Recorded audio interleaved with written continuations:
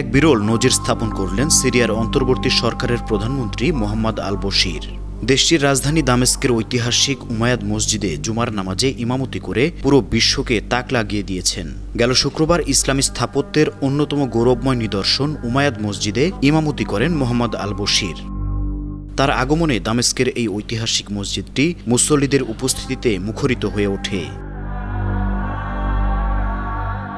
মসজিদের ভেতরে মানুষের ঢল আর তাদের উষ্ণ অভ্যর্থনা সিরিয়ায় নতুন এক যুগের বার্তা দিচ্ছিল। প্রধানমন্ত্রী আল বশির খুতবায় বলেন, সিরিয়া এখন স্বাধীনতার নতুন প্রতীক। স্বৈরশাসনের দীর্ঘ অধ্যায় শেষে জাতি ঐক্যের পথে পা বাড়িয়েছে। আমাদের ভবিষ্যৎ কেবল ঐক্য এবং সহযোগিতার উপর নির্ভরশীল।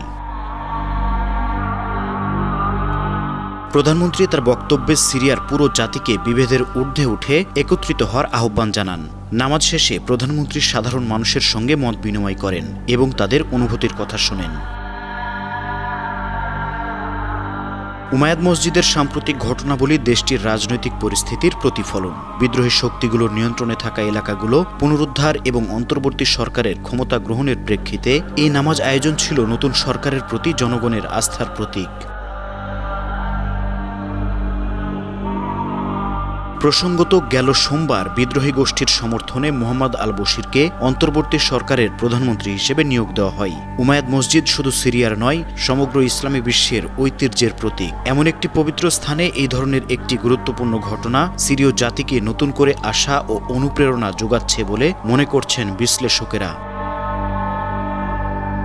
আন্তর্জাতিক ডেস্ক, 52 টিভি।